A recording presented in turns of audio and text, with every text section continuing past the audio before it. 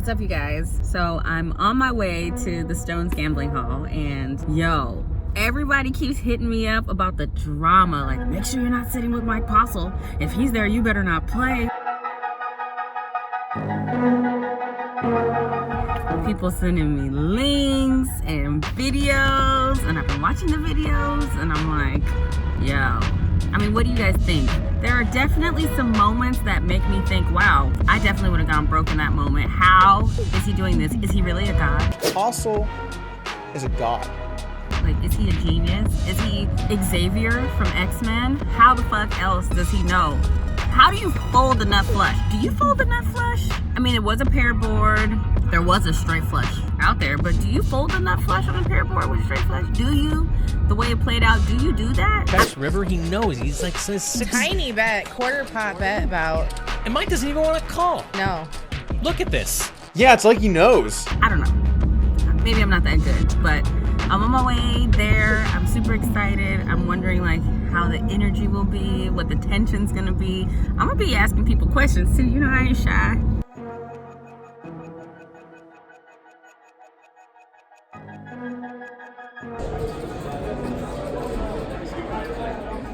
Oh, it's really cute.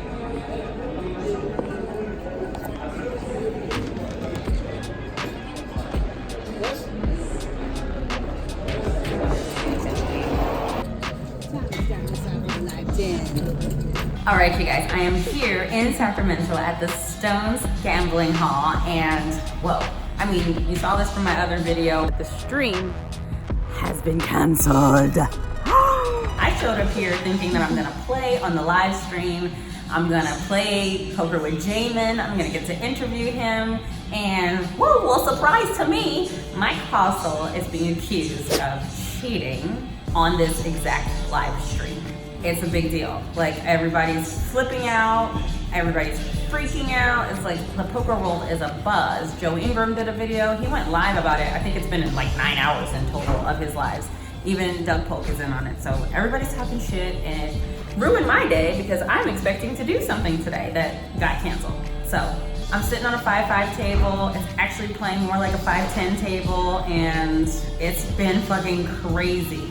I have a few hands that I'm gonna share with you guys, but well, I'm gonna run by a couple hand histories for you before I get back in there, because I think they're being a little strict about camera filming, probably because of everything going on. The security guard saw me filming outside and was like, bam, bam, back up, bro. So it's like kind of early in the session. I sit down playing a 5-5 table. I buy in for 600, but all the guys around me are buying in for like a lot. Like, they're building up stacks. They're at 2,500. I'm like, yo, am I at the wrong place? Am I at the wrong place? Hi. So I'm under the gun with kings. At this moment, we're doing like a 5-5-10. So I guess I'm under the gun +2 technically. Look down at kings, pop it up to 35. I get 3 callers. We go to the flop, which is all lower than jacks. 8, deuce, jack.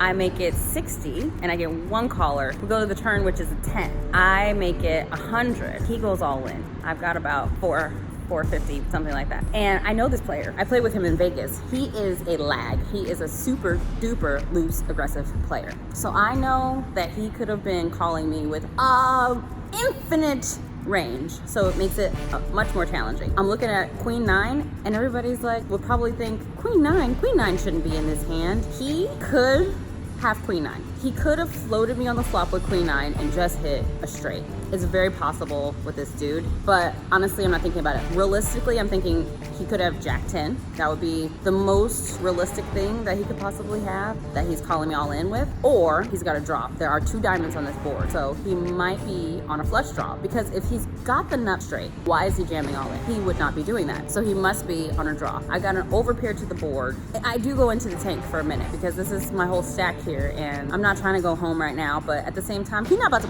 push me around. I know this ain't my town, but so what? I call, and he's got 10-4 of diamonds. We run it 3 times on the river, and no diamond comes at all.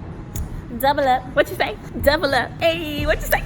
Double up. And it sure did feel good. So then another time, same dude, I'm on the button, look down at jacks. He pops up the $10 straddle to 55. And there are 3 callers, and I do not want to play my jacks against 4 players. I really want to isolate the strongest hand here, so I pop it up to 240. Come for me. What are we doing? Let's do this. He calls, of course. Everybody else folds.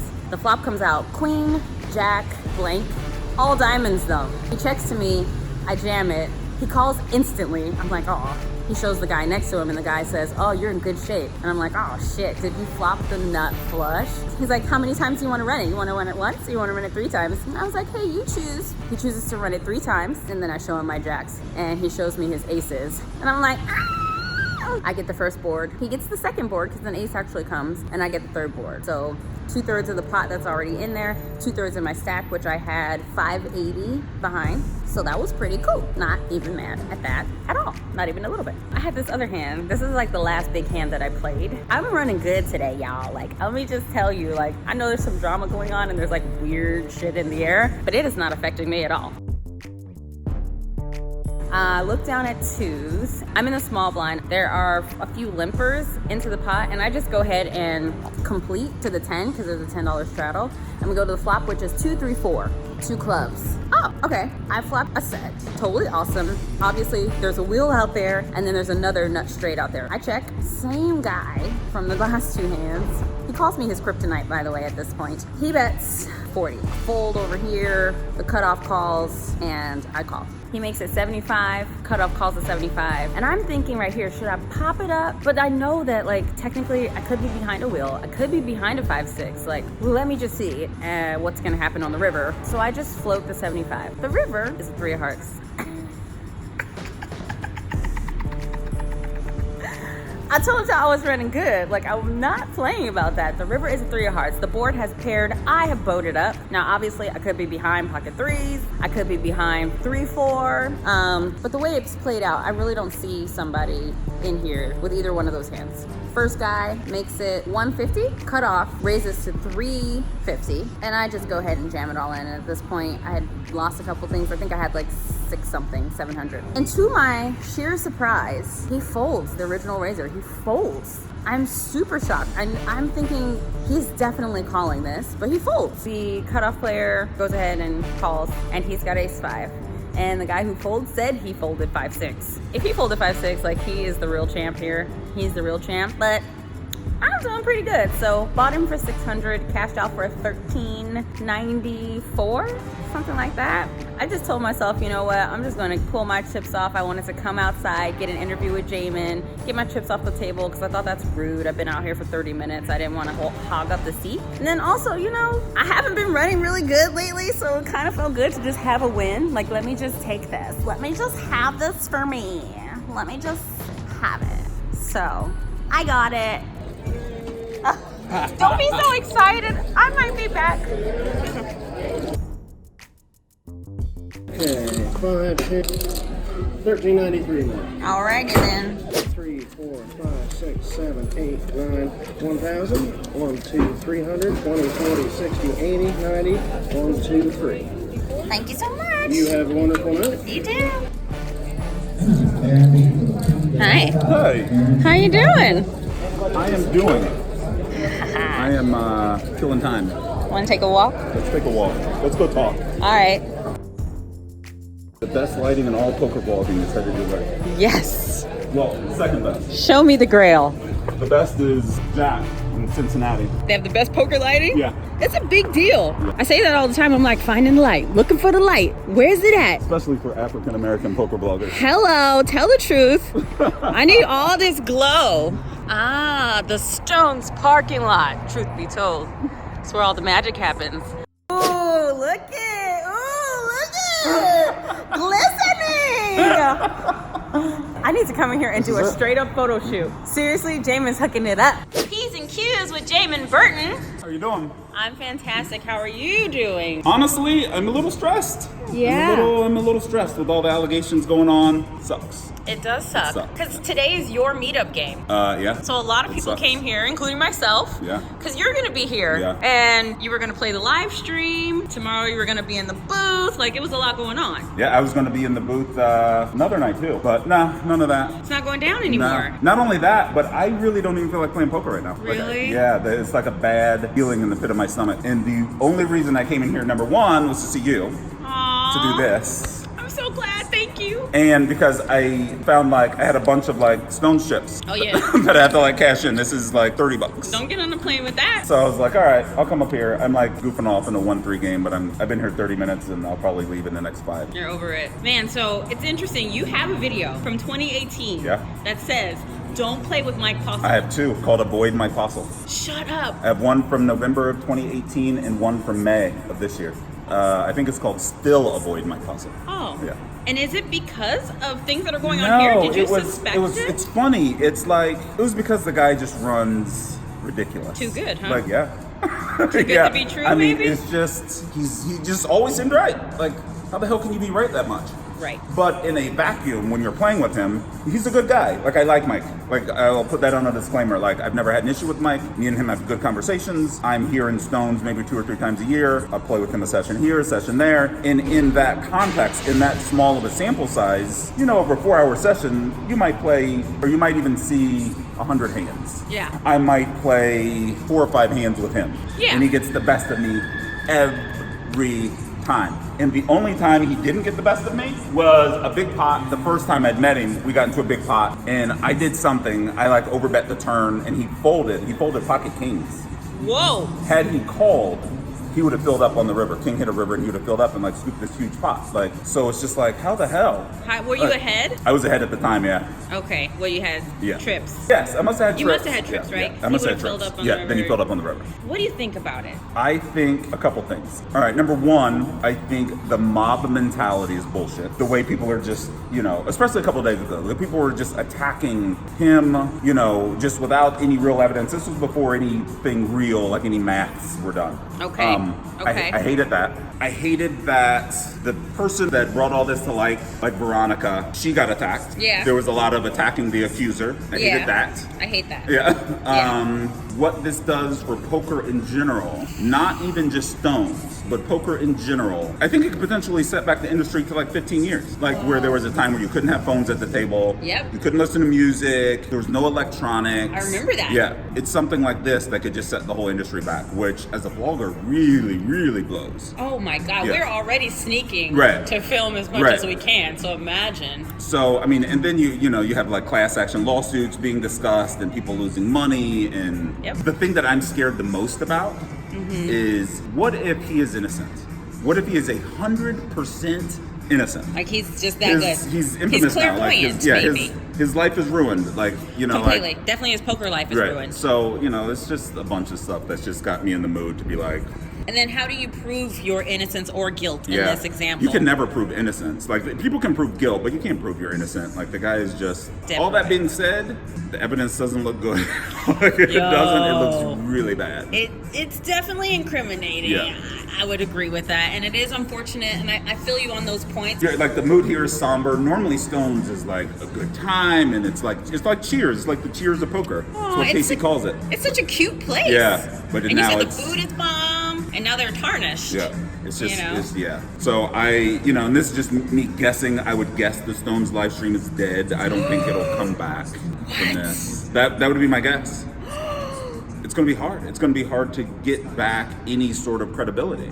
Yo, that's big. Yeah. That would be major. Yeah. Oh, I mean, casinos don't make money off of live streams per se. Right. So, this might end up costing, this casino a lot of money. I mean, it's going to be a lot of questions asked. I forget, maybe if California State Gaming gets involved, there's going to be a lot going on. yeah, you're right. And there's some talk of like collusion and all that stuff. So that takes it to a whole other level. Talk of an inside man and Yeah. why is his hat bulging and what's he looking at in his lap, and there's like all kinds of shit going on. All kinds of shit. What's he looking at? Oh my God. I mean, it's been consuming. Yeah. I'm sure on your page, on my page, everybody's freaking out. Yeah. Even that we're here, Yeah. everyone's freaking out. Yeah, so. I just turned my phone off not too long. I'm done. I don't blame you. Yeah, I'm done. Well, enough about that for now. Yes. What about you, man? Me? I'm good. Like, life is good. Like I can't complain. I mean, I started a blog and I had one viewer. You know, I had one. Yo. It's insane. It's incredible. Yeah. You're inspiring to so many people. So many people on my vlog cannot wait to see you I'm an on idiot. like P's and Q's. I've been getting mad comments like, when's Jamin gonna be Yeah. on? When's Jamin gonna be on? You need to hit him up. Honestly, which is what encouraged me. Like, they're like, he's a nice guy. He'll be cool. Like, hit him up. And I sent you an email and you replied to my email. Of course. And now here we are. And I saw you in Vegas. I know I saw you in Vegas, but like you were busy. You were running to and fro. I was moving around, Yeah. you know how I do. Well, can you tell me this? Okay, so I saw your vlog. I went back to the beginning, like 2 years ago. Yeah, when they were horrid. They're They hard weren't. to watch. Oh my God, they're They ridiculous. really weren't. I didn't The know scenic anything. things. You Yeah. did a great job, Thank you. and you edited yourself. Yeah, it's all 100% me. That's insane. And I didn't know any. When I first started my blog, I didn't know a damn thing. I didn't know the difference between portrait and landscape. Like I knew nothing. Really? Yeah.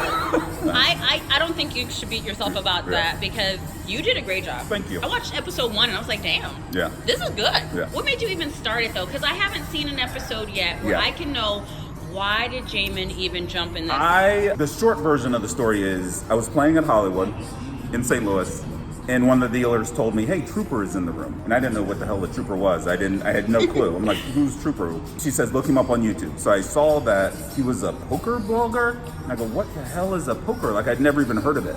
Really? But me myself, I've always been a journaler since 7th or 8th grade. Like I have volumes of handwritten journals. Like I write down what I did for the day. I've always done it. And so I was like, I'm gonna try to do this. Like this looks kind of cool. Yeah. It's not kind of cool. It's hard as hell. Like, and I found that out when I tried to vlog me and my daughter. I have a 9-year-old daughter. Us going to Toys R Us. Rest in peace, Toys R Us. Oh yeah. Rest in peace. Yeah. And I was like, wow, this is a lot harder than this Trooper guy makes it look. Yeah, and he's putting out an episode a day. A day. He's insane. Yeah, he's insane. Yeah. So after that, then I got hooked. Then I was like, I'm gonna get good at this, like the Trooper. I want to be the Trooper. Oh. And that was it. Are you serious? Does what he know started that it. story? Oh yeah, he knows the whole story. In fact, he was here last night. I saw you guys were playing together. Yeah, that's why I had that Iron Maiden shirt on last night because that's where he got his name from. That guy on that shirt was the Trooper. Okay, so because you were saying that last night Yeah. on the stream, Yeah. you're like someone saw you Yeah. wearing it and they knew the meaning of it. Right, And most I was people like, didn't. I didn't know the meaning Yeah, of it. yeah. Oh wow. So yeah, now me and him are friends, and then from Trooper, I found out about Nini, Yeah. and I go, whoa, this guy's taking like cinematography and hand history to a different level, and I go, I want to get like good, like Nini and Trooper. And then I just started digging in, but then I found out very quickly what differentiates one vlog from the next. Like what makes Nini good and what makes Brad good and what makes Trooper good are 3 totally different things. They all have their own niche. Yes. Like Trooper is man about town, blah, blah, blah. Nini is this is Vegas. Vegas is gorgeous. Here's it from different angles. And Brad is very hands. Yeah. And I wanted to create my own thing. I didn't want to be a copycat what somebody else is doing. Which, potential vloggers out there, if you're going to create a vlog, don't just copycat somebody else's. Like, create your own thing. Like that's where I think the magic is. I think I get some emails from people all the time like, oh, I got 200 subscribers. Why can't I get 12,000 or whatever? And then I look at their stuff and it looks just like somebody else's. Yeah. Like I'm like, well, your video looks just like Brad's. Like, but you can't out Brad.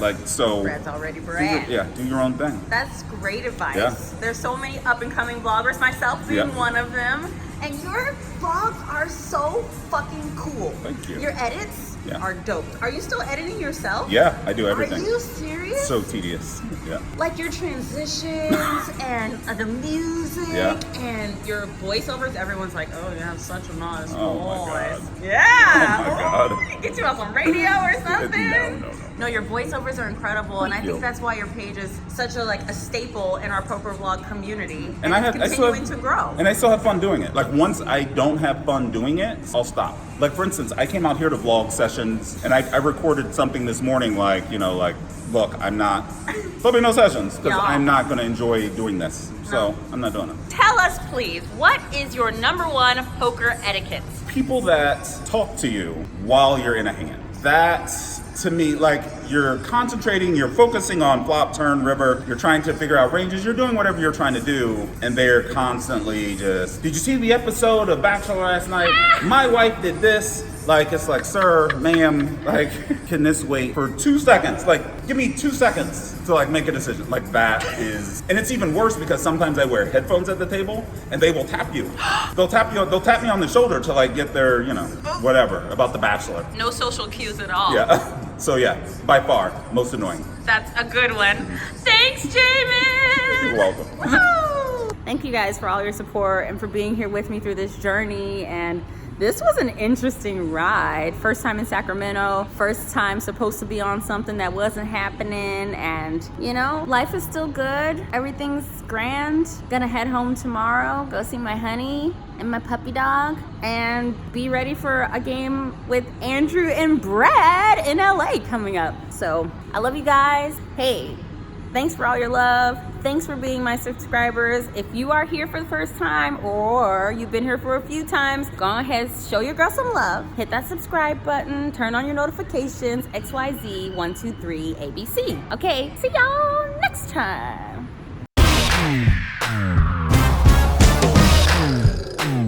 Thank you guys so much for watching. If you enjoyed this episode, please subscribe. You can also find me on Instagram at P's and Q's Poker. See you next time.